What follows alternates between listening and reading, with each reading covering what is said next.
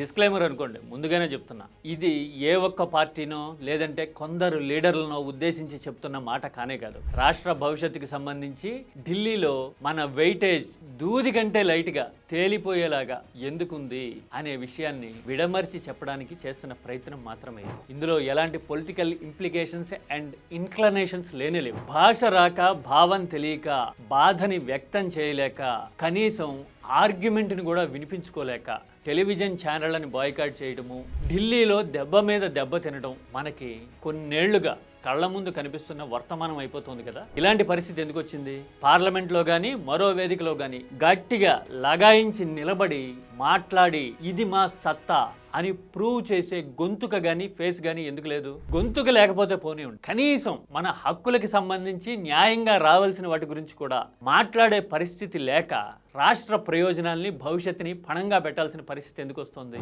ఈ ప్రశ్నకి మనకి ఖచ్చితంగా ఇప్పటికైనా సమాధానం తెలిసి తీరాలి. కాంటెంపరీ పాలిటిక్స్లో దేశంలో మిగతా ప్రాంతీయ పార్టీలు ఎలాంటి ధోరణితో ఉన్నాయి, ఎంత సత్తా అండ్ సత్తువుతో ఉన్నాయి, పార్లమెంటు వేదికగా మహామహుల్ని గడగడలాడిస్తున్నాయి అనేది చూస్తే గనక మనం అదేదో అంటారే సముద్రంలో కాకిరెట్టని, ఆ టైపులో మరీ తీసుగట్టిగా తయారైపోయామా, మన ప్రభావం అంతంత మాత్రమేనా అనిపించక మానదు. ఇంతకీ ఆ మహామహుల్ని గడగడలాడించే నాయకులు ఎవరో, ఢిల్లీలో అధికారంతో సంబంధం లేకుండా సత్తా చూపించే కెపాసిటీ, క్యాలిబర్ ఎవరికున్నాయో కొన్ని ఎగ్జాంపుల్స్ చెప్తా. కాదు అనుకుంటే అంతకంటే డిఫరెంట్ ఇన్ఫర్మేషన్ మీ దగ్గర ఉంటే గనక ప్లీజ్ కౌంటర్ మీ.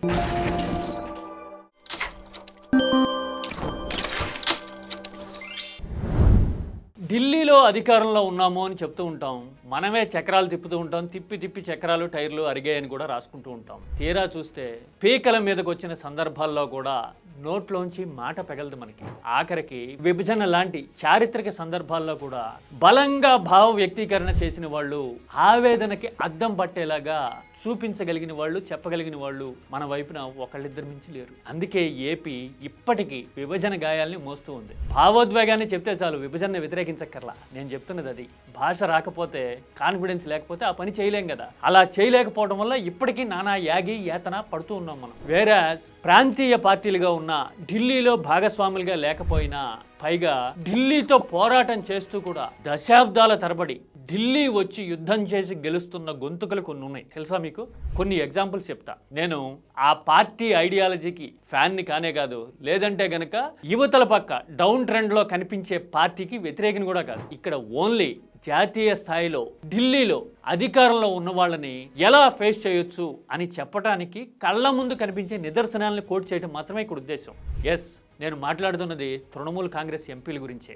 టెన్యూర్లు మారుతూ ఉంటాయి, 5 ఏళ్లకు ఒకసారి బలాబలాల్లో హెచ్చు తగ్గులు వస్తూ ఉంటాయి, కానీ నిరంతరం హై వోల్టేజ్తో, హై అండ్ అటాక్తో బీజేపీని, కేంద్రంలో మోడీ అండ్ అమిత్ షా బృందాన్ని నిలువరించడానికి సిద్ధంగా ఉండే ప్రాంతీయ పార్టీ ఏది?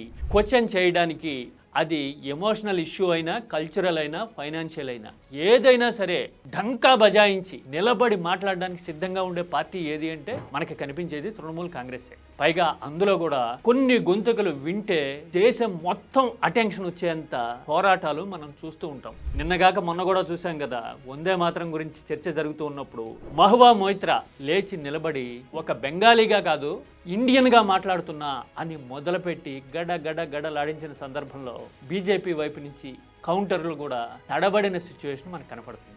That there should be no Jai Hind, Vande Mataram or any other slogans raised in the house. So Vande Mataram, in your view, as of last week, placed on record in a parliamentary bulletin as a slogan that was both indecorous and non-serious. చూశారు కదా, RSS ఎందుకు వందే మాత్రం ఆలపించదు లాంటి questions Mahua Moitra నోటి వెంట అలవోకగా వస్తే డిజరప్షన్కే try చేశారు తప్పితే కౌంటర్ చేయడానికి, సమాధానం చెప్పడానికి సాహసించలేదు ఎవరు. నిజం కదా, మహువా మొయిత్రానే కాదు, సయోని ఘోష్ ఇంకొక ఎంపీ, ఆమె అయితే ద్రవ్యోల్బణం దగ్గర నుంచి కల్చరల్ ఆస్పెక్ట్స్ వరకు పార్లమెంట్లో మాట్లాడిన ప్రతి మాట తూటాకి ఏమాత్రం తక్కువ కాదన్నంత షార్ప్. పైగా సామెతలు చెప్తూ, కవితలు చెప్తూ ధారాళంగా అలవోకగా ప్రసంగించే తీరుని బీజేపీ సభ్యులు కూడా అలా నోరెళ్లబెట్టి చూసే సందర్భాలు చాలా ఉంటాయి. బీజేపీ సిర్ఫ్ కటీ పతంగ్, మమతాజీ పూరా ఆస్మాన్. బీజేపీ కటీ పతంగ్ హై, మమతాజీ పూరా ఆస్మాన్ హై. అంటూ రీజనల్ రాజకీయ ఎజెండాని కూడా పార్లమెంటుకు తెచ్చేసే చాకచక్యం, మాటకారితనం సయోని ఘోష్ లాంటి వాళ్ళలో కనపడుతుంది. ఈ ఇద్దరు ఎంపీలు అనడం కంటే శివంగులు అనాలేమో కదా.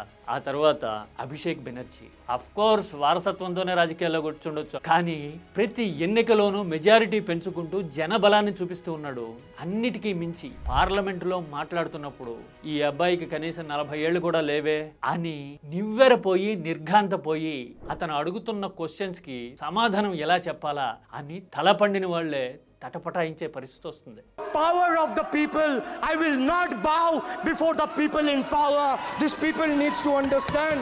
చూశారు కదా, we bow to the people but we won't bow to the people in power అని మాట్లాడడంలోనే ఆ తెగింపు, ధైర్యం, అన్నిటికీ మించి ఆ బెంగాలీ గుండె చప్పుడు, గరిమ అంటారు కదా, అది వినపడుతూ ఉంటుంది, కనపడుతూ ఉంటుంది. ఆ తర్వాత కేవలం మాటగారితనం, గొంతెత్తి మాట్లాడడము, వాల్యూమ్ రైజ్ చేయడము, డేటా కోడ్ చేయడం మాత్రమే కాదు, లాజికల్గా, హిస్టారికల్గా, దట్టు సోషియో ఎకనామిక్ సినారియోస్ని మిళితం చేసి మరీ ప్రత్యర్థుల మీద చాలా ఆసువుగా అటాక్ చేసే మరో MP Derek O'Brien. Trinamool parliamentary party నాయకుడు, విద్యావేత్తగా, సంస్కరణవాదిగా, లిబరల్ ఆస్పిరేషన్స్ ఉన్న లీడర్గా ఓబ్రెయిన్కి పేరు. తర్వాత చాలా చిత్రమైన టాక్ కూడా వినిపిస్తూ ఉంటుంది. పార్లమెంట్లో అత్యంత మేధావులు, తెలివైన వాళ్ళు, ఐక్యూ లెవెల్ ఎక్కువ ఉన్న వాళ్ళు ఎవరు అని పోటీ పెడితే డెరిక్ ఓబ్రెయిన్ టాపర్గా ఉంటారు అని సరదాగా మాట్లాడుతుంటారు చాలా మంది. Look at Manipur in the eye and talk to Manipur. Yes, చూశారు కదా, ఇవి కేవలం 4 ఎగ్జాంపుల్స్, 4 ఎంపీలు మాత్రమే. ఒక రీజనల్ పార్టీలో ఇలాంటి టాలెంటు, ఇలాంటి గొంతుకలు, ఇలాంటి దూకుడు ఎక్కడి నుంచి వచ్చింది? మిగతా ప్రాంతీయ పార్టీలకి లేనిది తృణమూల్ కాంగ్రెస్కి ఉన్నది ఏంటి? ఎక్కడా తగ్గం, ఏమాత్రం వెనక్కి తిరిగి చూడం అన్నట్టుగా ఇలా నిలబడడానికి, ఇంత గుండె ధైర్యంతో ఉండటానికి కారణం ఏంటి? బీజేపీతో ఫ్రిక్షన్ ఉందే అందుకోసం ఇలా మాట్లాడతారు అని అంటే కేవలం అది కప్పదాటుగా మాట్లాడినట్టు. మనం కూడా ఫ్రిక్షన్ పెట్టుకున్నాం కదా, నలసొక్కలు వేసాం కదా, మాట్లాడేమో అప్పుడు గొంతు పెగిలిందా మనకి? భాష వచ్చా? భావ వ్యక్తీకరణ ఉందా? సాలిడ్గా నిలబడగలిగిన సభ్యులు ఎవరున్నారు మన వైపు నుంచి? లీడర్లు ఎవరున్నారు? నోన్ ఫేసెస్ ఎవరున్నారు? ఈ మధ్యకాలంలో ప్రకంపనలు పుట్టించిన ప్రసంగం ఎప్పుడన్నా చేశామా? ప్రభుత్వానికి అనుకూలమో వ్యతిరేకమో అదంతా వేరే కానివ్వండి, మనం మన రాజకీయ బతుకు తెరువు కోసం పొత్తులు పెట్టుకోవచ్చు, ఏవైనా చేసుకోవచ్చు, అదంతా ఓకే. కానీ దేశాన్ని కదిలించిన, ఆలోచింపజేసిన మాట ఏదైనా వినపడిందా మన వైపు నుంచి? వినపడుతుందని ఎక్స్పెక్ట్ చేయగలమా? ఇంత తీసుకట్టుగా ఎందుకున్నాము? తృణమూల్ కాంగ్రెస్ దగ్గర ఉన్నదేంటి, మన దగ్గర లేనిదేంటి? క్లారిటీ, ప్యూరిటీ, అన్నిటికీ మించి కమిట్మెంట్. ఎస్, నిజంగా నిజం. మనకి అమాంతం విదేశాల నుంచి దిగితేనో, లేదంటే పెట్టుబడిదారులు అయితేనో, అది కాదంటే వారసత్వం ఉంటేనో టికెట్ ఇస్తాము. సబ్జెక్ట్ అనేది మన చెక్ లిస్ట్లో ఉండనే ఉండదు. టాకింగ్ ఎబిలిటీ, భాష వచ్చా రాదా అనేది మనం చెక్ చేసుకునే చేసుకోం. ఎందుకంటే మనకి పబ్బం గడిస్తే చాలు. పార్టీ అనేది మనకు ఒక వెహికల్. వేరాజ్ తృణమూల్ అలా కాదు. నీకు టాలెంట్ ఉందంటే, నువ్వు ఉపయోగపడతావు, ప్రజలకి గొంతుకవుతావు అనుకుంటే నిన్ను రాజ్యసభకైనా పంపుతారు, డెరిక్ ఓబ్రెయిన్ లాగా. అదే లోక్సభలో చూడండి, సయోని ఘోష్ లాంటి వాళ్ళు యువజన విభాగాన్ని లీడ్ చేస్తూ ఉన్నారు తృణమూల్ కాంగ్రెస్ తరఫున బెంగాల్లో. అంటే యువత, దూకుడు, ఆలోచనలు ఎంత షార్ప్గా ఉన్నాయనే దానికి ఆమె ప్రతినిధి. అలాగే మహువా మొయిత్రా ఈ దేశంలో ఇంటలెక్చువల్స్ ఎదురు చూసే ప్రసంగాలు ఇచ్చే నేతగా ఆమె మీద ముద్ర ఉంది. అఫ్ కోర్స్ క్వశ్చన్స్ అడగడానికి డబ్బులు తీసుకున్నారనే ఆరోపణలు బనాయించి విచారణలు చేసి ఉండొచ్చు కాక, కానీ జనం ఆమెను మళ్ళీ గెలిపించి పంపించారంటే అలాంటి ఎత్తుగళ్ళ పనిచేయాల అని కదా అర్థం. అలాగే వారసత్వ కార్డుతో వచ్చినా సరే అభిషేక్ బెనర్జీ మాట్లాడుతుంటే ఇతనికి సమాధానం చెప్పాలంటే మనం ప్రిపేర్ అయి రావాలి అని ప్రత్యర్థులు అనుకుంటారా లేదా?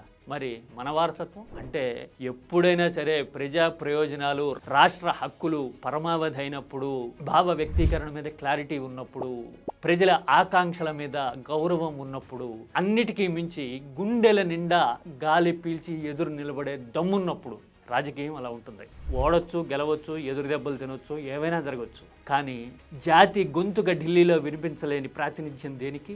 ప్రశ్నలు అడుగుతుంటే సమాధానం ఇవ్వలేని జంకు గొంకు మనల్ని వెంటాడుతున్నప్పుడు, మనకి ఎన్ని వీరతొడుగులున్నా, ఎన్ని కవచాలున్నా ఏంటి ప్రయోజనం? భాష రానప్పుడు, భావం తెలియనప్పుడు, కేవలం లాబియింగ్ మాత్రమే చేసేటప్పుడు మనల్ని ఎన్నుకొని డజన్నర 2 డజన్లో ఎంతమందిని గెలిపించి పంపితే మాత్రం ఏమున్నది గర్వకారణం? ఇది కదా ఆలోచించాల్సింది. విభజన బిల్లు లాంటి సమయంలో తత్తరపాటు పడుతూ పళ్ళు కొరకటం తప్ప పదాలు పలికించలేని ఎంపీలను పార్లమెంట్లో చూసిన తర్వాత ఇక నుంచి అయినా పందా మారుతుందేమో అని నేను ఆశించా. కానీ ఈ 12 ఏళ్ల కాలంలో ఎక్కడ ఏ మార్పు రాకపోగా నానాటికి తీసిగట్టు నాగంబట్లో ఉన్నట్టుగా తయారవుతున్న రాజకీయాన్ని చూసిన తర్వాత ఈ మాట చెప్పక తప్పలా. అన్నట్టు బుడంకాయలకి ఇంకో మాట చెప్తున్నా. కొందరు అంటారు ఫలానా పార్టీ అని ఎదుటి మీద పడి ఏడవడానికి ట్రై చేస్తుంటారు. ముందు దేశాన్ని నడిపించేస్తున్నాం, చక్రాలు తిప్పుతున్నాం, మేమే ఢిల్లీ వరకు పలుకుబడుతూ ఉన్నాం అని చెప్పుకునే వాళ్ళ సంగతి చూద్దాం. అలా చెప్పుకున్నప్పుడు, సంకీర్ణాల్లో భాగం కానప్పుడు, ఇర్రిలవెంట్గా ఉన్నప్పుడు వాళ్ళని తీసుకురావడం అంటే ఇది మరోసారి ముసుగు రాజకీయానికి తెరతీయడమే. ముందు మన సత్తా ఎంతో డిటర్మైన్ చేసి అవుట్ ఆఫ్ 10 ఎన్ని మార్కులు వస్తాయో చెప్పండి. క్లారిటీ ఉంటే, కాన్ఫిడెన్స్ ఉంటే.